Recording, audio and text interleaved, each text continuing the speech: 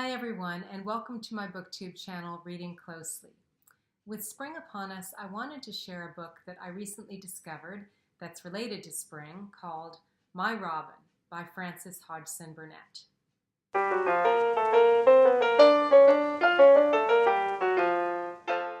Here in my corner of the world, it still very much feels like winter.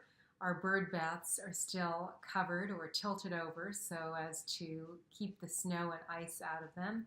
And I haven't seen so much as a single crocus, which is the very first flower that pops up where I am. So far, the only sign of spring is the robins. They appeared about a week or two ago. I started to notice them, and that brought to mind this book by Frances Hodgson Burnett.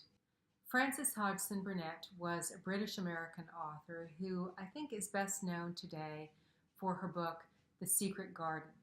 The Secret Garden was initially published in serial form in 1910 and then published as a book in 1911. It was written for children, but I think can be appreciated by adults. I often read The Secret Garden in the spring, and I thought about talking about it today, but I decided instead to share a much more obscure book that's related to The Secret Garden, and that is this book, My Robin. My Robin was written in 1912, and it's a very short book. You can see, I've got pages marked here, but you can see how slim it is. And this is with very thick pages. It actually feels rather heavy when you pick up this edition. This is the original 1912 edition. Here's a picture of the frontispiece. And it's one of those sort of semi-transparent papers in between, and then the title page. And as I say, the pages are quite heavy. It's only, though, about 5,000 words, and the way I know that is that I Googled it and quickly found my way to the entire online text, and I will provide that in a link below so that you can also read it even if you don't have access to the physical book. Now, if you've read The Secret Garden, you know that it features a girl named Mary Lennox. She comes to live in a manor in the English countryside in the Yorkshire district. And in fact, it is, in this chapter, it is a robin that shows her the key that will lead into the secret garden of the title. The book My Robin was published a year after the book form of A Secret Garden came out. And it was actually prompted by a letter from a reader of The Secret Garden who contacted the author and said that Robin in The Secret Garden was so lifelike, so realistic. I'm sure that you must have owned a robin like that. Burnett explains, I did not own the robin. He owned me, or perhaps we owned each other. But this is a story that really eschews the whole idea of ownership. Instead, it's about connections between living beings, even beings of different species, and across time. I mentioned that Burnett was British American. She was born in the Manchester area of England, but due to some difficult circumstances in her family, she ended up moving with her family to the U.S. When she was young and lived much of her youth there. She then returned to England. In My Robin, she makes a point that this particular robin, the one that's featured in this book and also in The Secret Garden, was an English and not an American robin. An English robin differs greatly from the American one. He is much smaller and quite differently shaped. His body is daintily round and plump. His legs are delicately slender.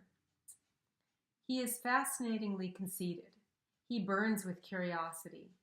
He is determined to engage in social relations at almost any cost, and his raging jealousy of attention paid to less worthy objects than himself drives him at times to efforts to charm and distract which are irresistible. And she goes on then to describe her relationship with a particular English robin. It was one that she met in the rose garden of a country estate that she rented for a number of years in the region of Kent. So this is a different part of England, not Yorkshire, where the secret garden takes place, but many aspects of this home, this really kind of a manor-like home that she rented, were apparently inspirations for Misselthwaite Manor in the Secret Garden.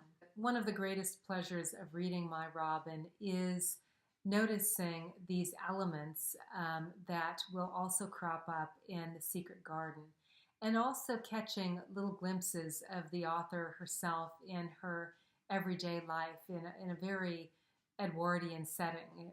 We see her in the gardens of this estate that she is renting. She mentions how she will be seated under a large umbrella with her manuscript papers when the robin appears. So My Robin is basically the story of her relationship with this little bird, and it begins with her first efforts to get to know him. He's very young at the time, and she makes little coaxing sounds and remains very still so that he gets comfortable with her.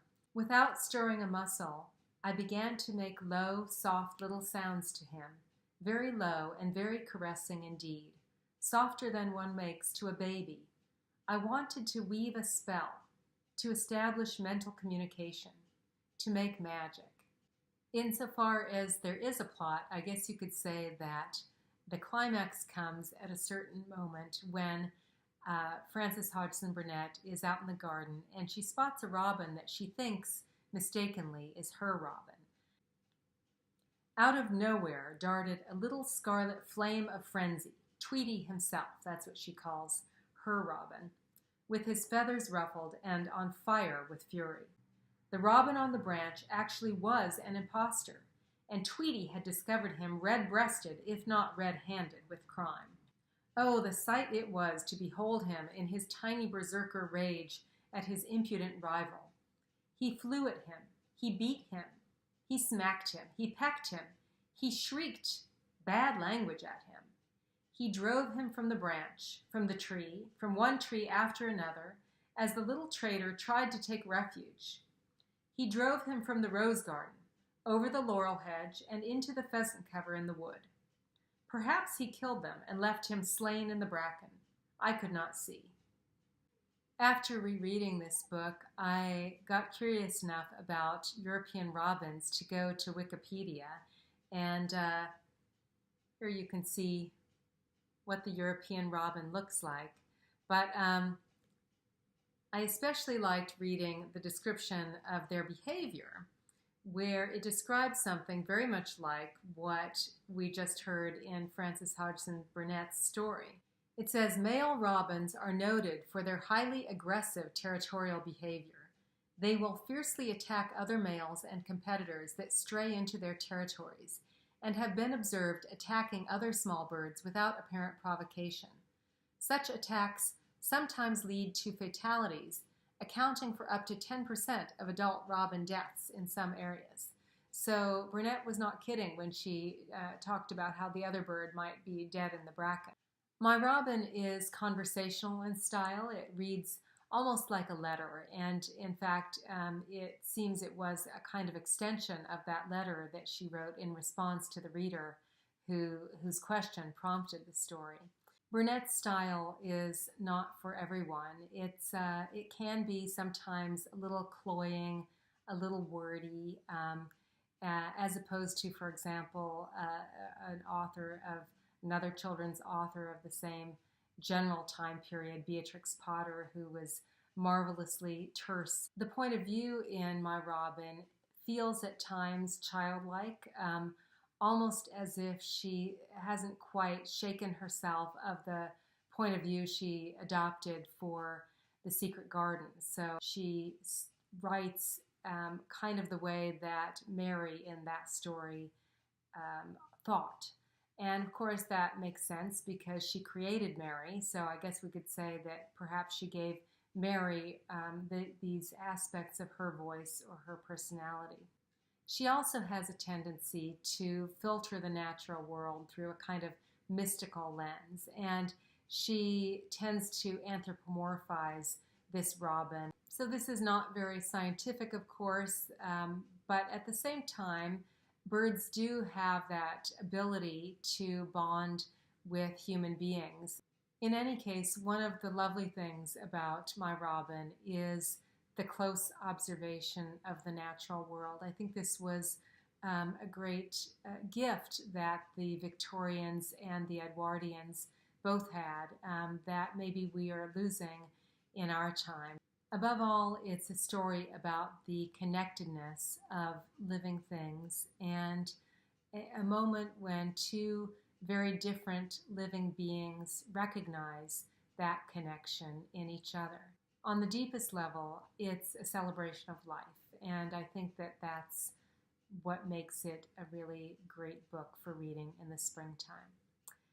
Thank you for watching. I hope to be back in a couple of weeks continuing my series, Seeking the Great American Novel.